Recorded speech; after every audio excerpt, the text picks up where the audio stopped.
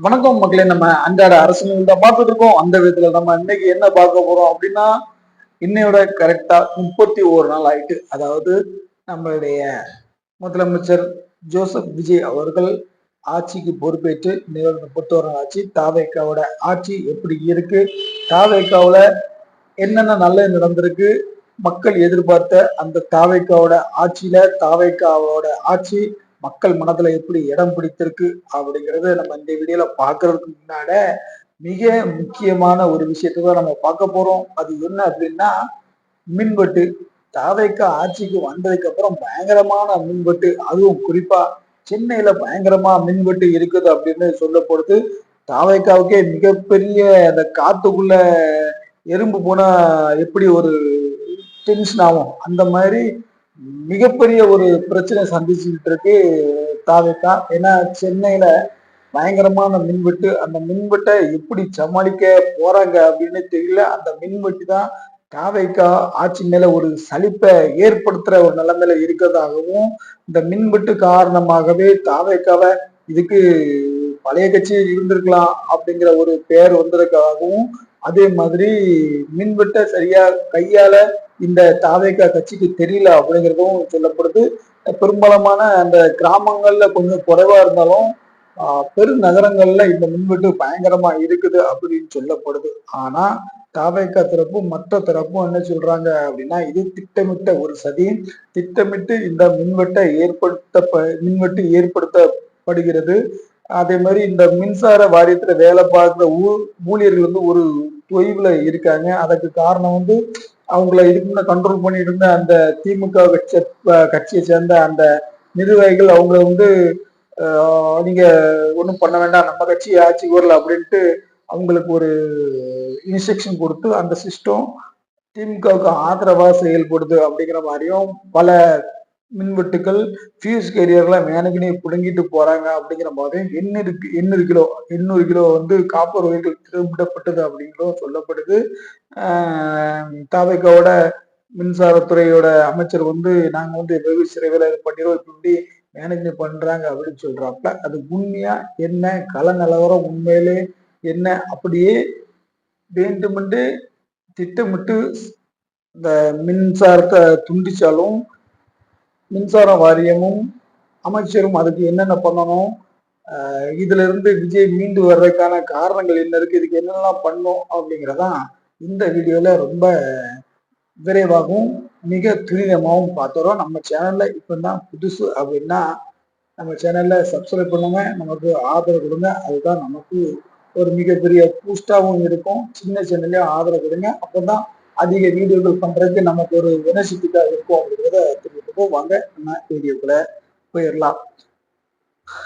மின்வெட்டு, தாவேக்காவை மிரட்டும் மின்வெட்டு. உண்மையிலே உண்மையிலே உண்மையிலே அது உண்மைதாங்க. தாவேக்கா ஆட்சிக்கு வந்து ஒரு மாசத்துல ரொம்ப குமைப்பட்டு இருக்க இந்த மின்வெட்டு காரணமா தான் அப்படின்னு சொல்லப்பட்டு, இது வந்து திட்டமிட்ட சதியா அப்படின்ட்டு கேக்குறாங்க. ஆனா இது எந்த இடத்துல திட்டமிட்ட சதி, சென்னை சிட்டிகள்ல வந்து திட்டமிட்ட சதி அப்படின்னு தான் சொல்லப்படுது. இதுக்கு முந்தைய காலகட்டத்துல ஆட்சியில இருந்த அந்த ஆட்சியாளர்னு சொந்தக்காரங்க ஆட்சியாளர் சொன்ன அந்த சிஸ்டம் வந்து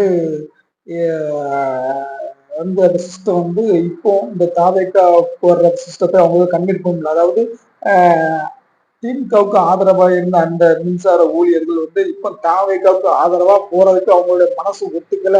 அதனால அது இல்லை இது இல்லை அப்படின்னு ஒட்டுமொத்தமா ஒரு வந்து ஒரு ஒரு சாக்கு போக்க சொன்னு அந்த அவங்களுக்கு தெரியும். அதாவது இது இப்ப நடந்துச்சா இதுதான் பிரச்சனை, இதுக்கப்புறம் இதை பண்ணா அனுபவம் சொல்லுவோம் இல்லையா, அந்த அனுபவம் தெரியும்.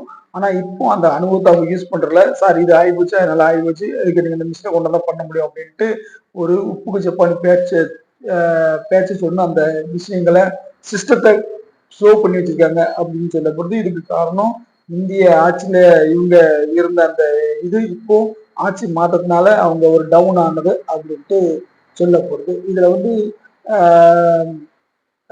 ஃபியூஸ் கேரியர்லாம் பிடிங்கிட்டு போறாங்க அப்படிங்கிற மாதிரி சொல்லப்படுது. ஃபியூஸ் கேரியர்லாம் பிடிங்கிட்டு போறாங்கன்னா அதுவும் கண்டிப்பா அந்த சிஸ்டத்தை தெரிஞ்ச ஒரு நபராலும் சிஸ்டம் தெரிஞ்ச ஒரு டீமால தான் இதை பண்ண முடியும். அதை வந்து காவல்துறையும் அந்த மின்சார வாரியமும் அதுக்கு ஒரு குயிக்கான ஒரு நடவடிக்கை எடுத்து அந்த மின்வெட்டை குறைக்கணுமே தவிர அதை எடுத்துட்டு போறாங்க, இதை களவாண்டிட்டாங்க அப்படின்னு சொன்னா அது மக்கள் ஏத்துக்க மாட்டாங்க. அது சி இவ்வளவுதானா அப்படின்ட்டு தாவைக்கு மேல ஒரு வெறுப்பு வர்றதுக்கான வாய்ப்பு இருக்கு அப்படின்ட்டு சொல்லப்படுது.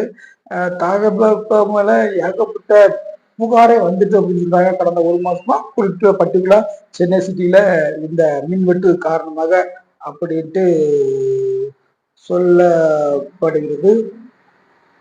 ஆட்சி மாறியனால்தான் இதுக்கு காரணம், வேணுக்குனே பண்றாங்க அப்படின்னு தாவேக தரப்புல சொன்னாலும் அதை மக்கள் ஏத்துக்கிற நிலைமையில இருந்து எதைதான் பண்ணாலும் ஆட்சி உங்க கிட்ட தான் இருக்கு. மின்சார ஊழியருக்கு நீங்க தான் சம்பளம் போட்டீங்க.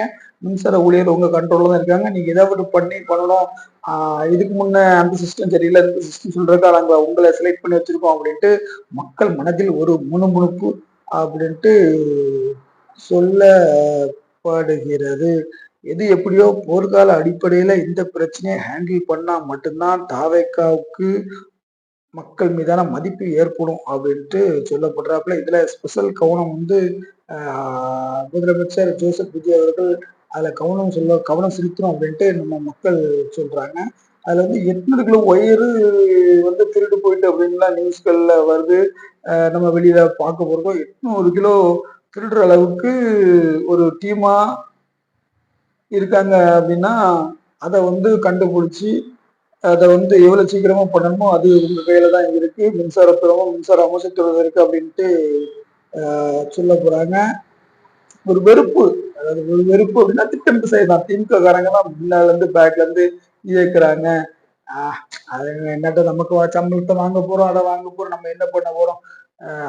இதுக்கு முன்னாடி நம்ம தலைவர் ஆட்சியில இருந்தாரு, அதாவது யூனியன் சொல்லுவாங்க. அந்த மின்சார வாரியத்திலே ஆல்மோஸ்ட் அந்த திமுகவோட ஆதரவுல இருந்திருப்பாங்க. இப்போ இவ்வளவு பண்ணி நம்ம தலைவர் தோத்தாரா அப்படிங்கறதுனால இந்த ஆட்சிக்கு சப்போர்ட் பண்ண விட நம்ம வேலையை வேணுமா போனோமா அப்படிங்கிற ஒரு இது இருக்கு. ரெண்டாவது அமைச்சர் சொன்னாங்க இதுல பணியிடங்கள் காலியா இருக்கு, அதனால இதுல மின் வெட்டுகள் இருக்கு அப்படின்னு சொன்னாலும் இதுல காலியிடங்களை வச்சுதான் போன ஆட்சியில மின்வெட்டு இல்லாம கொண்டு போனாங்க. அதை ஏன் காலியிடங்கள் போன ஆட்சியில நிரப்பாங்க போனாங்க அப்படிங்கிறது ஒரு புதியதான் இருக்கு. ஒட்டு மொத்தத்துல 1000 பேர் செய்யற வேலையை 500 பேர் வச்சு செஞ்சு முடிச்சிருக்காங்க அப்படிங்கிறது சொன்னா இருக்கும். இன்னும் ஒரு மாசத்துல இதெல்லாம் சொன்னாலும் மக்கள் அதை ஏத்துக்க மாட்டாங்க. அவங்களுக்கு என்ன வேணும் அப்படின்னா கரண்ட் எங்களுக்கு வேணும், அவ்வளவுதான். வாட்சி வந்த பிறந்தப்பா கரண்ட் கம்மியா இருக்கு அப்படிங்கிற ஒரு சூழ்நிலை இருக்கு. அதை உடைக்கிறதுக்கு தாவேக்க என்ன பண்ணணுமோ அது பண்ணுனா சிறப்பா இருக்கும் அப்படின்னு தான் சொல்லப்படுது. வழக்கமா ஏப்ரல் மே மாதங்கள்ல தான் மின்வெட்டு நிறைய இருக்கும். ஆனா இப்ப இருக்கு அப்படின்ட்டு ஒரு புலம்பலும் சென்னை மக்களிடம் இருக்கதா நமக்கு தெரிவிக்கப்படுகிறது. இல்ல அமைச்சர் நிர்மல்குமார் அவர்களும் ஏகப்பட்ட குழம்புகளும் அவரும் ஓடிச்சாடி பண்ணிட்டு தான் இருக்காரு. பட் அதுதான் காரணம், இதுதான் காரணம் அப்படின்னு சொல்றத ஏத்துக்கிற மனநிலையில மக்கள் இல்லை அப்படிங்கிறதான் தெரியப்படுகிறது. அந்த ஆட்சி வந்ததுக்கு அப்புறம் நல்ல விதங்கள்லாம் நல்லதான் நடந்திருக்கு. ஏன்னா 71 டாஸ்மாக் கடைய மூடி இருக்காப்புல. அதுல எங்க ஊர்லயே 2-3 கடையெல்லாம் ஸ்கூல் பக்கத்துல மூடி, அந்த மாதிரி நல்ல விஷயங்கள் நடந்துட்டா இருக்கு. சிங்கப்பன் அதிரடி படை ரொம்ப ஃபோர்ஸா அதை ஆரம்பிச்சு 2 நாளைக்கு முன்ன ரொம்ப சூப்பரா அதை செயல்படுத்தினாங்க. அதுல நமக்கு பாராட்டக்கூடிய விஷயம்தான். அதுல இன்னொரு குழப்பம், இந்த மின்சாரத்துறைகள்லாம் ஒரு தெளிவு இல்லாம இருக்குது அப்படிங்கிறதான் நம்மளுடைய ஒரு குற்றச்சாட்டமும் மக்களுடைய ஒரு குற்றச்சாட்டம் இருக்குது. ஏன்னா இந்த 200 யூனிட் ஃப்ரீ அப்படிங்கிற ஒரு அந்த ஸ்கீம்லயே ஒரு தெளிவான ஒரு இது இல்லை அப்படின்னு மக்கள் மத்தியில ஒரு குழப்பம் வந்திருக்கு. அந்த குழப்பத்தை நீக்கிறதும் நம்மளுடைய தாவேக கட்சியோட ஒரு பங்குதான் அப்படின்னு சொல்லப்படுது. அதே மாதிரி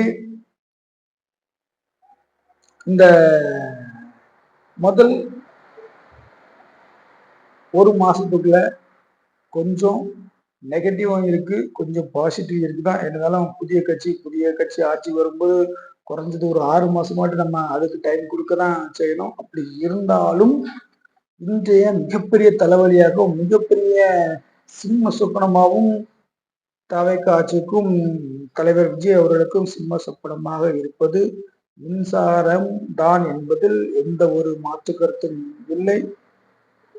தாவேகாவுக்கு தலைவலி கொடுக்கும் விதமாக மின்சாரம் இருக்கிறது. அதை சிறப்பாக கையாண்டால் மட்டுமே தலைவன் கொடி பறக்குது அப்படிங்கிற மாதிரி எல்லா பிரச்சனைகளும் ஓயும். இதுதான் விஜய்க்கு அவப்பெயரை ஏற்படுத்தும் விதமாக நடக்கிற ஒரு சம்பவம். நம்ம சேனல் எப்பதான் புதுசா அப்படின்னா கண்டிப்பாக சப்ஸ்கிரைபர் ஆதரவு கொடுங்க. மீண்டும் ஒரு வீடியோவில் உங்களை சந்திக்கிறோம். நன்றி, வணக்கம்.